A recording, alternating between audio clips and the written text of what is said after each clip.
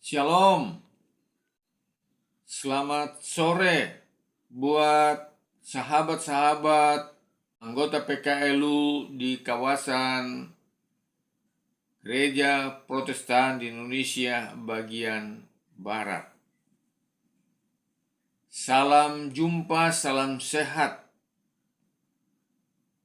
dari Jemaat GPIB Damai Sejahtera Cilengsi. Penatua William Romroma, anggota PKLU Jemaat GPIB Damai Sejahtera Cilengsi. Bahwa di sore hari ini kita akan bersekutu bersama dengan Tuhan. Mari kita mempersiapkan hati kita, pikiran kita untuk beribadah bersama dengan Allah Bapa.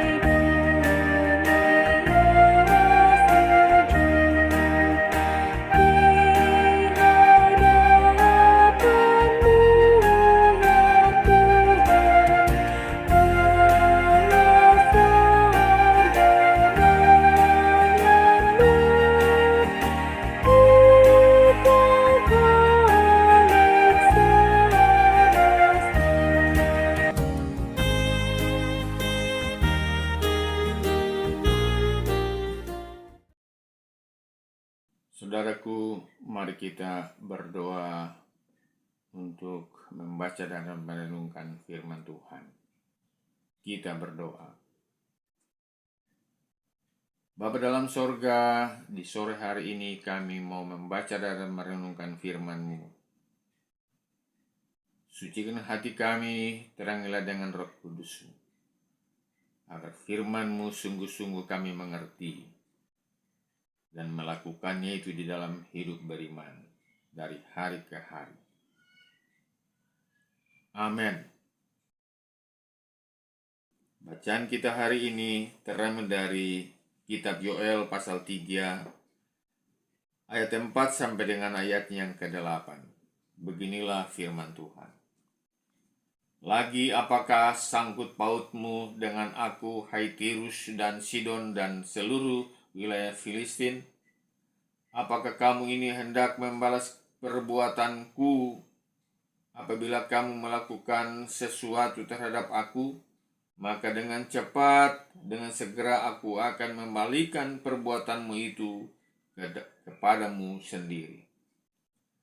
Oleh karena kamu telah mengambil perakku dan emasku dan telah membawa barang-barangku yang berharga, yang indah-indah ke tempat-tempat ibadahmu, dan telah menjual orang-orang Yehuda dan orang-orang Yerusalem kepada orang Yunani dengan maksud menjauhkan mereka dari daerah mereka. Sesungguhnya aku akan menggerakkan mereka dari tempat kemana kamu menjual mereka, dan aku akan membalikan perbuatanmu itu ke atas kepalamu sendiri. Aku akan menjual anak-anakmu laki-laki dan perempuan kepada orang-orang Yehuda, dan mereka akan menjual anak-anakmu itu kepada orang-orang Sheba, kepada suatu bangsa yang jauh, sebab Tuhan telah mengatakannya. Demikianlah bacaan Alkitab. Terpujilah Yesus Kristus. Haleluya.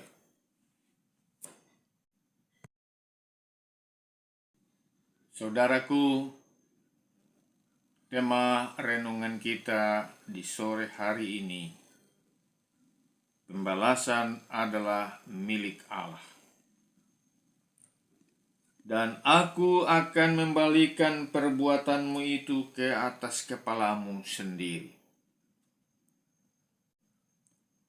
Saudaraku, salah satu kisah terkenal tentang pembalasan dendam adalah kisah keris Empu Gandring dan Ken Arok. Dikisahkan bahwa Ken Arok membunuh Tunggul Ametung. Lalu anak Tunggul Ametung membunuh Ken Arok. Kemudian anak Ken Arok membunuh anak Tunggul Ametung. Dalam Alkitab dikisahkan bahwa Allah dapat memakai bangsa-bangsa lain untuk menghukum Israel. Tetapi ketika bangsa yang dipakai Allah untuk menghukum bangsa Israel bertindak melewati batas kemanusiaan, maka Allah kemudian menjadi murka terhadap mereka. Perikop kita hari ini menjelaskan tentang murka Allah kepada bangsa Tirus, Sidon, dan Filistin karena telah mengambil perak dan emas yang berada di dalam bait Allah, kemudian membawanya ke tempat ibadahnya. Bahkan mereka menjual orang-orang Yahudi dan Yerusalem kepada orang Yunani. Dan Allah berkata bahwa Dia akan membawa bangsa Yehuda dan Yerusalem kembali ke tempat asalnya dan akan menghukum bangsa Tiros, bangsa Sidon, dan bangsa Filistin. Hal yang sama, saudaraku, dapat kita alami ketika menjalani hidup yang menyimpang dari kebenaran Allah. Allah dapat memakai siapapun sebagai alatnya untuk menegur, bahkan menghukum kita. Tujuannya agar kita sadar dan berbalik ke jalan yang benar. Saat kita merasa tersakiti oleh perbuatan jahat orang lain, janganlah membalas kejahatan dengan kejahatan. Karena sesungguhnya pembalasan itu adalah milik Allah. Rasul Paulus mengatakan juga bahwa pembalasan itu adalah hak Allah. Roma 12 ayat 19. Yehezkiel 25 hingga 32 juga menceritakan bahwa Allah akan melakukan pembalasan terhadap bangsa-bangsa yang pernah menyerang atau menghina Israel dan Yehuda. Pembalasan Allah merupakan pencerminan sifat Allah yang adil dalam kesempurnaan. Sebagai orang percaya, saat merasa tersakiti atau teraniaya, introspeksi diri dan berdoa, bukan membalas kejahatan dengan kejahatan, karena mungkin saja Allah mengizinkan kita mengalami hal tersebut agar kita mawas diri. Amin.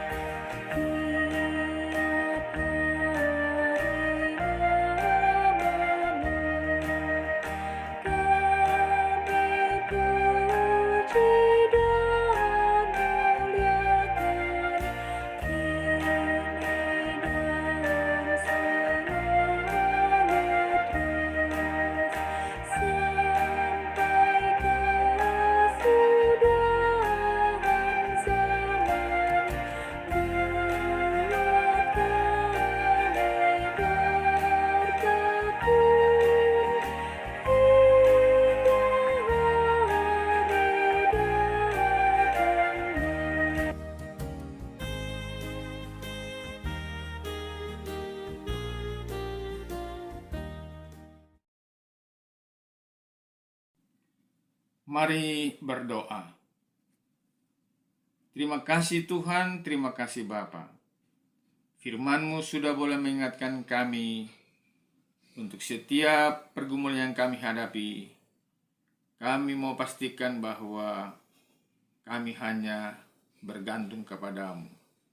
Karena Engkaulah Tuhan kami yang mengerjakan segala sesuatu untuk kami sebagai umat ciptaan-Mu yang Engkau kasih dan Engkau cintai.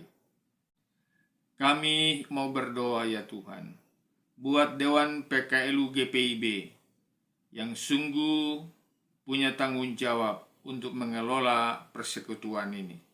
Kekuatan kesehatan Engkau limpahkan bagi seluruh anggota Dewan PKLU GPIB dan juga bagi pengurus PKLU di tingkat jemaat dan tingkat mupel. Untuk bagaimana kami bergandengan tangan untuk melaksanakan tugas dan tanggung jawab panggilan ini ya Tuhan. Terima kasih Tuhan, teristimewa pergumulan-pergumulan kami sebagai anggota PKLU ya Tuhan di seluruh kawasan GPIB ini. Kami banyak mengalami gangguan-gangguan dalam kehidupan kami secara pribadi, secara keluarga ya Tuhan. Mampukan kami untuk kami terus menjaga imunitas tubuh kami agar kami tetap kuat dan sehat untuk menjalankan tugas dan tanggung jawab pelayanan dan kesaksian gereja-Mu. Beri kami kesatuan hati agar kami mampu menjalankan roda pelayanan ini dengan sungguh-sungguh ya Tuhan. Walaupun usia kami sudah lanjut, tetapi kami masih tetap kuat dan eksis dalam tanggung jawab pelayanan ini ya Tuhan. Terima kasih Tuhan, terima kasih Bapa. Seluruh rencana program kami selanjutnya Engkau boleh campur tangan dan berkati. Biarlah sungguh-sungguh kami memperoleh berkat kesehatan, canda dan tawa senantiasa menghiasi persekutuan kami ya Tuhan. Karena itu adalah bagian daripada kami menjaga pola hidup kami yang sehat ya Tuhan. Terima kasih Tuhan, terima kasih Bapa. Damai sejahtera Allah yang melampaui segala akal akan memelihara hati dan pikiran kami di dalam Kristus Yesus Tuhan kami, sekarang terus kekal selama-lamanya. Amin. Demikian ibadah kita di sore dan malam ini. Tuhan Yesus memberkati.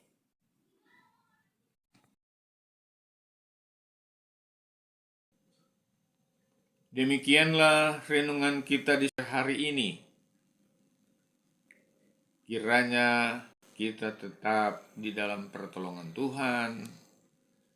Rawatlah kebaikan-kebaikan yang kita sudah torehkan bagi anak-anak dan cucu-cucu kita. Tuhan Yesus memberkati. Haleluya.